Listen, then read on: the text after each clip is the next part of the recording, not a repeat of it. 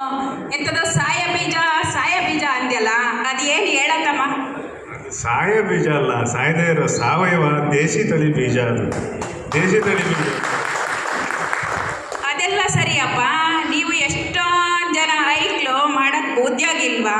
ತಿಂಗಳಿಗೆ ಒಂದ್ಸರಿ ಯಾವುದೋ ಒಂದು ತೋಟ ಸೇರ್ಕೊಂತೀರಂತಲ್ಲ, ಅದೇನು ದಬಾಕಿದಿರ ಹೊಸಿ ಹೇಳಪ್ಪ. ಸೇರ್ಕೊಂತಿದ್ದೀವಿ ಯಾಕಂದರೆ ಎಲ್ಲ ಊಟ ಇಲ್ದೇ ಯಾರೋ ಬದುಕಕ್ಕಾಗತ್ತಜ್ಜಿ? ಇಲ್ಲಲ್ಲ, ನಾವು ತಿನ್ನೋ ಆಹಾರ ಎಲ್ಲ ವಿಷ ಆಗಿದೆ. ಹಂಗಾಗಿ ರೈತರೆಲ್ಲ ಸೇರಿಕೊಂಡು ಒಂದಿಷ್ಟು ನಿಜವಾದ ಆಹಾರ ಬೆಳೆಯೋಣ ಅಂತೇಳಿ ತಿಂಗಳಲ್ಲಿ ಒಂದು ಸರಿ ಸೇರ್ಕೊತಾ ಇದ್ದೀವಿ ಒಂದು ಕಡೆ.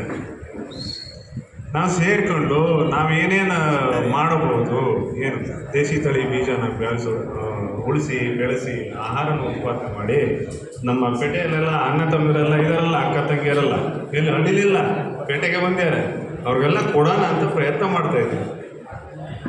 ಸರಿ ತಮ್ಮ, ಅದೇನೋ ಸಂತೆ ಅಂತ ಮಾಡ್ದಂತಲ್ಲ, ಅದೇನು ಸಂತೆ ಅಂತ ಹೊಸಿ ಹೇಳಿದ್ದೀರ ಜನಕ್ಕೆ? ಸಂತೆಯೇ ಇವಾಗ ಹೊಸದಲ್ಲ, ಅದು ಹಳೆ ಸಂತೆನೇ, ಸಾವಯವ ಸಂತೆ ಅಂತ ನಾವು ಮಾಡಿದ್ದು ಅಷ್ಟೇ. ಇಲ್ಲಿ ಬೆಳೆದಿದ್ದನ್ನ ತಗೊಬಂದು ಇಲ್ಲಿ ಕೊಡ್ಬೇಕಲ್ಲ, ನಮ್ಮ ಹತ್ರ ಯಾರು ಬರಲ್ಲ, ಬೆಳೆಯೋಕ್ಕಷ್ಟು ಬೇರೆ ತಗೊಂಡು ಕೊಡೋಕೆ ಏನು ಮಾಡೋಣ, ಅದನ್ನೇ ಮಾಡಿ ಸಂತೆ ಸಂತೋಷ. ಸರಿ, ನೀವೊಂದು ಅದೇನೋ ಆರ್ಗ್ಯಾನಿಕ್ ಫ್ಯಾಮಿಲಿ ಅಂತ ಮಾಡ್ಕೊಂಡಿದ್ಯಲ್ಲಪ್ಪ, ಬರೀ ಇಂಜಿನಿಯರೇ ಇದ್ದೀರಾ? ನೀವು ಇಂಜಿನಿಯರೇ, ರಾಗಪ್ಪ ಅದು ಇಂಜಿನಿಯರೇ, ಬಸಪ್ಪ ಅದು ಇಂಜಿನಿಯರೇ, ಎಲ್ಲ 2-3 ಲಕ್ಷ ಸಂಬಳ ಬಿಟ್ಟು ಬಂದು ಈ ಹಳ್ಳಿಗೆ ಏನೇನು ದಬಾಕಿದ್ರಿ ಅಂತ ಒಂಚೂರು ಹೇಳತ್ತಮ್ಮ. ಯಾವುದಾದ್ರೂ ಬೇರೆ ಇರೋದು ಎಲ್ಲಿ ಹೇಳಜ್ಜಿ? ರೈತರು ನೆಲದಲ್ಲೇ ಇರೋದು, ಅಲ್ಲಿಗೆ ಬರಬೇಕು. ಹಾಗಾಗಿ ಎಲ್ಲ ರೈತರ ಕುಟುಂಬದಲ್ಲಿರೋದ್ರಿಂದ ಮಾಡ್ತೀವಿ, ಅದರಲ್ಲಿ ಏನಿದೆ. ರಾಗಪ್ಪ ಅದೇನೋ ಬೀದಿ ದನ ಕಾಯ್ತಂತಲ್ಲ, ಅದೇನು ದನಕ, ಅದು ಏನು ಮಾಡುತ್ತೆ ಅಂತ ಒಂಚೂರು ಹೇಳ. ನೋಡಿ, ನಮ್ಮ ವಿದ್ಯಾವಂತರೆಲ್ಲ ನಾಗರಿಕರೆಲ್ಲ ಇಲ್ಲಿ ಸೇರ್ಕೊಂಡು ಎಷ್ಟೊಂದು ಪೊಲ್ಯೂಷನ್ ಮಾಡಿ ಪ್ಲಾಸ್ಟಿಕ್ನೆಲ್ಲ ಎಲ್ಲಿ ಬೇಕಂದರೆ ಬಿಸಾಡಿ ಬಿಸಾಡಿ ಬಿಸಾಡಿ ದನಗಳಿಗೆ ಪ್ಲಾಸ್ಟಿಕ್ ಯಾವುದು ಹುಲ್ಲು ಯಾವುದು ಏನು ಗೊತ್ತಾಗಲ್ಲ, ತಿನ್ನೋಕ್ಕಿಂತಲೇ ತಿಂದುಬಿಡ್ತವೆ. ಒಂದೊಂದು ದನದ ಹೊಟ್ಟೆಯಲ್ಲಿ 30-40 kg ಪ್ಲಾಸ್ಟಿಕ್ ಉಂಡೆ, ಕಲ್ಲು ಬಂಡೆ ಥರ ಆಗಿದೆ. ಅದನ್ನು ತೆಗಿತಾ ಇದ್ದಾರೆ.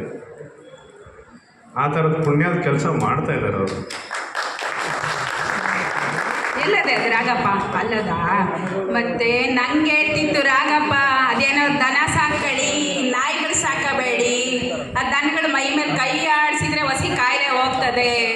ಆಮೇಲೆ ನಾಟಿ ಹಸುಗಳು ಸಾಕಳಿ, ಅದೇನೋ ಆರ್ಕ ಎಂಥದ ಗೋ ಅರ್ಕ ಅದೇನು ಹೇಳಪ್ಪ? ಇಲ್ಲ, ಈಗ ಹಾಲಿಂದೇ ಒಂದು ತುಂಬ, ಅದು ಹಾಲೇ ನೋಡಿ ಕೆಮಿಕಲ್ ಅನ್ನೋ ಥರ ಆಗ್ಬಿಟ್ಟಿದೆ. ಎಲ್ಲಿ ಹೋದ್ರೂ, ಎಲ್ಲಿ ಯಾವ ಅಂಗಡಿಗೆ ಹೋದ್ರೂ ಸ್ವೀಟು ಗೀಟು ಎಲ್ಲ ಹಾಲಿಂದೆ. ಈಗ ಹಾಲೇ ವಿಷ ಆಗ್ಬಿಟ್ಟಿದೆ ಅದೀಗ. ಈಗ ನಮ್ಮ ನಾಟಿ ತಳಿ ಹಾಲನ್ನ ಕುಡಿದ್ರೆ ಆರೋಗ್ಯಕ್ಕೆ ಒಳ್ಳೆಯದಲ್ವ, ಅದನ್ನು ಕೊಡಬೇಕು. ಅದು ಬಿಟ್ಟು ಈ ವಿದೇಶಿ ತಳಿದ ಹಾಲು ಕುಡಿದ್ರೆ ಅದು ಹಾಲು ಅಲ್ಲ, ಆಗ್ಬಿಟ್ಟಿದೆ ಅದು. ತಮ್ಮ ಎಲ್ಲ ಆಲ್ಕೋಹಾಲ್ ಕುಡಿಯೋ ಸಮಯದಾಗೆ ನಿಂದ ಹಾಲು ಯಾರು ಕೇಳ್ತಾರೆ ಬಿಡಪ್ಪ ಆತ. ಅಲ್ಲ, ಈ ರಾಗಣ್ಣ ಅಷ್ಟೊಂದು ಇಂಜಿನಿಯರ್ ಅಪ್ಪ, ಅಲ್ಲಿ ಬಿಟ್ಟು ಬಂದು ಇಲ್ಲಿ ದನ ಕೈಯಾಡೋದಂತೆ, ಬೀದಿ ಮೇಲೆ ದನ ಹಿಡ್ಕೊಂಬರೋದಂತೆ, ಅವು ಒಲಿಯೋದಂತೆ, ಅವು ಸರಿ ಮಾಡೋದಂತೆ. ನಾನು ಕೇಳಿದೆ, ನಿಂಗೆ ಮಾಡೋಕ್ಕೆ ಉದ್ಯೋಗ ಇಲ್ಲ, ಯಾಕಪ್ಪ ಮಾಡ್ತೀಯಾ ಅಂದೆ. ಅದಕ್ಕೆ ಏನು ಹೇಳ್ಬೇಕಾಯಪ್ಪ ತೋಸಿ ತಡ್ಕ, ಅದಕ್ಕೆ ಏನು ಹೇಳ್ಬೇಕಾಯಪ್ಪ? ಅಯ್ಯೋ ಅಜ್ಜಿ, ಅದೆಲ್ಲ ಇಲ್ಲ ಕಡೆ ಅಜ್ಜಿ, ಅಲ್ಲಿ ಏನು ಮಾಡ್ತಾರೆ ಗೊತ್ತಾ, ದನನೇ ಸಾಕಲ್ಲ ಅಂತಾರೆ, ಬೀದಿ ಬಿಟ್ಬಿಡ್ತಾರ, ದನ ಕಡ್ಕೊಂಡು ತಿನ್ನೋದು ಜಾಸ್ತಿ ಆಯ್ತಾರೆ ಅಜ್ಜಿ. ಅದಕ್ಕೆ ನಾನು ಅವನ್ನೆಲ್ಲ ಹೊಲ್ದು ಸರಿ ಮಾಡಿ ಸಾಕಾರಿ ಕೊಡೋಣ ಅಂತ ಇದೀನಿ ಕಡಜ್ಜಿ. ಸಾಧ್ಯವಾದರೆ ಒಂಚೂರು ಹೋಗಿ ಸ್ಟೇಜ್ ಮೇಲೆ ಹೇಳಜ್ಜಿ ಅಂತ ಯಪ್ಪ ಬಡ್ಕತ್ತದೆ. ಯಾರು ದನಗಳಿದ್ರೆ ಸಾಕಾರಿದ್ರೆ ಸಾಕ್ರತಮ್ಮ, ಯಾಕೆ ಹಾಲು ಕುಡಿಬೇಡಿ, ಹಾಲು ಕುಡೀರಿ, ದನಿನ ಹಾಲು ಕುಡೀರಿ. BP, ಶುಗರು, ಆಮೇಲೆ ಕ್ಯಾನ್ಸರು ಎಲ್ಲ ಕಾಯಿಲೆ ವಾಸಿ ಆಗ್ತದೆ. ಈ ಸಂತಸಪ್ಪ ನಮ್ಮನ್ನೆಲ್ಲ ಮಹಾರಾಷ್ಟ್ರಕ್ಕೆ ಕರ್ಕೊಂಡು ಹೋಯ್ತ, ನಾವೆಲ್ಲ ಹೋಯ್ದ್ವಿ. ಅಲ್ಲಿ ಕಣ್ಣೇರಿ ಮಠದಾಗೆ ಗುರುಗಳು ಹೇಳಿದ್ರು, ಕ್ಯಾನ್ಸರು ವಾಸಿ ಆಗ್ತದ, ಆಮೇಲೆ ನಿಮ್ಗೆ ಏನೇನು ಕಾಯಿಲೆ ಇದೆ, ಮಕ್ಕಳಾಗ್ಲಿಲ್ಲದ್ದು, ಇನ್ನೊಂದು ಮತ್ತೊಂದು ಎಲ್ಲ ಕಾಯಿಲೆ ವಾಸಿ ಆಗ್ತದ. ಎಲ್ಲ ಗೋವಿನಗೆ ಅದೇ, ದನ ಸಾಕ್ರಿ